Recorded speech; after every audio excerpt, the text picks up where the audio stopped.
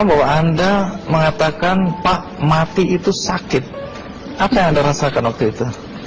Rasa dada sesak, terus sakitnya tuh seperti ditusuk pedang, terus seperti kulit binatang Dikuliti gitu? dikuliti hidup-hidup.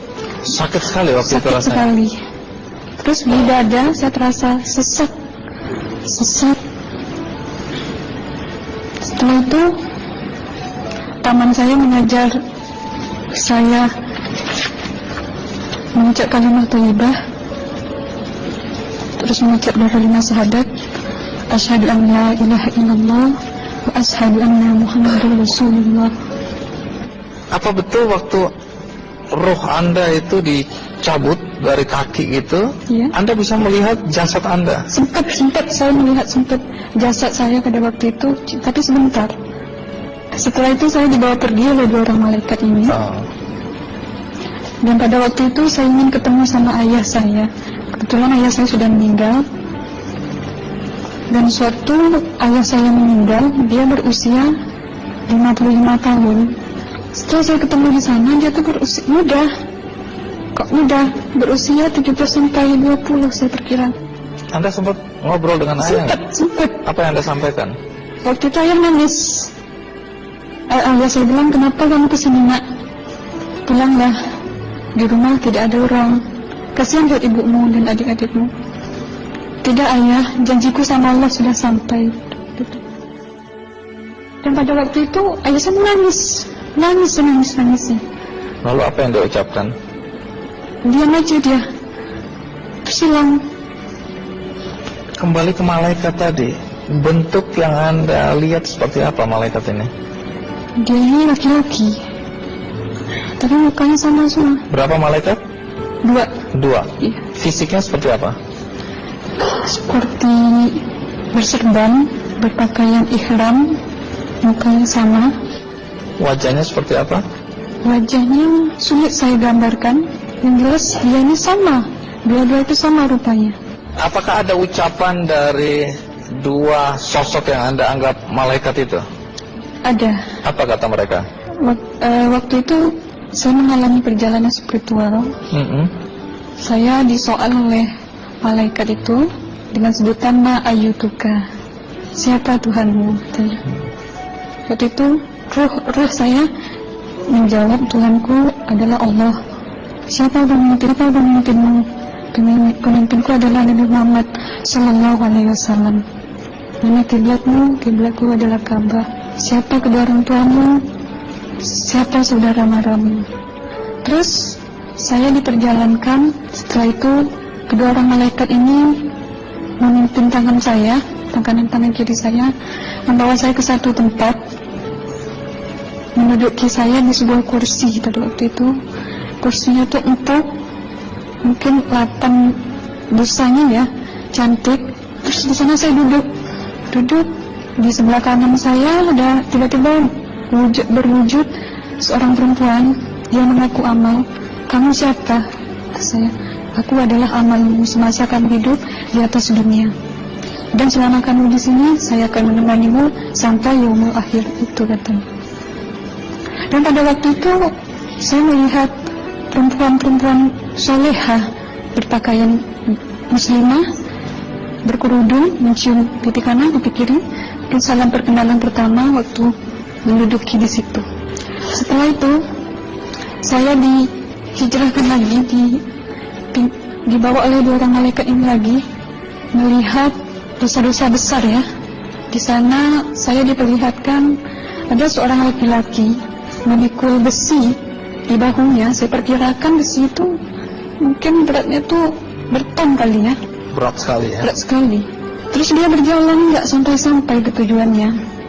Berlumuran darah nanah, baunya na'udzubillah misalnya. Bajunya tuh sobek-sobek. Waktu itu roh saya disaksikan oleh Amal. Saya tanya kepada Amal, roh tanya sama Amal, wahai amalku, dosa apakah yang manusia ini lakukan sewaktu ia hidup di atas dunia? Amal menjawab pada waktu itu, sewaktu manusia ini di atas dunia, dia ini adalah menyantet orang, membunuh orang, sehingga dia berjalan nggak sampai-sampai sampai yaumul akhir katanya. Yang kedua, saya melihat ada seorang laki-laki saling bunuh-membunuh. Sebentar kayak gitu lagi.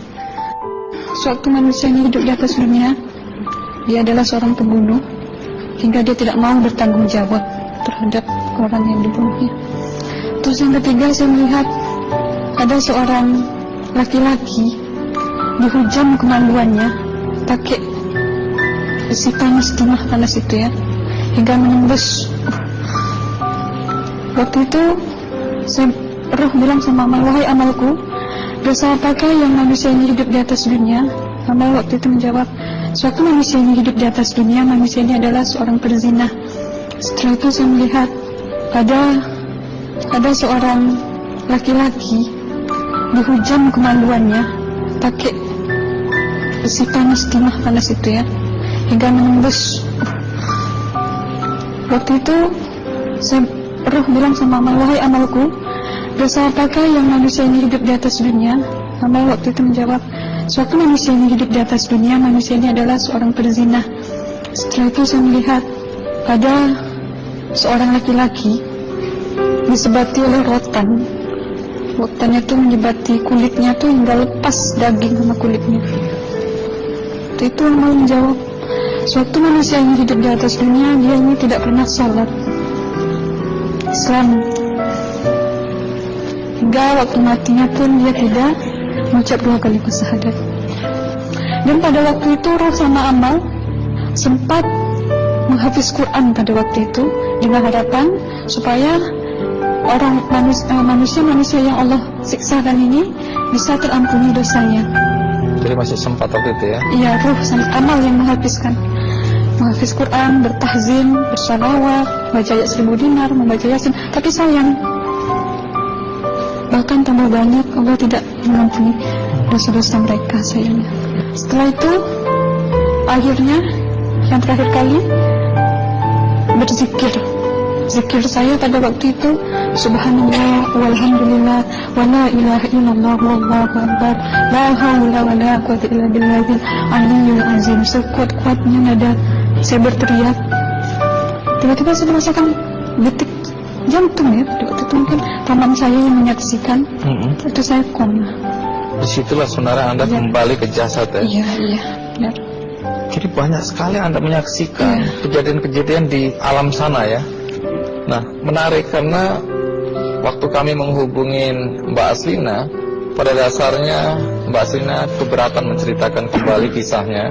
Tapi kalau toh akhirnya Anda mau sampai di sini dan Anda sudah bercerita, apa harapan Anda pada orang-orang yang mendengarkan kisah ini? Ya, harapan saya pertama, ya lebih banyak mumpung menyambut puasa ya, lebih banyak mendekat diri aja sama Allah, perbanyakkan amalan soleh, perbanyakkan zikir, perbanyakkan sholawat, baca Quran, dan sebagainya. Itu harapan Anda ya? Iya. Baik, terima kasih Mbak Aslina ya, sudah datang dari Bengkalis untuk menceritakan kisah ini.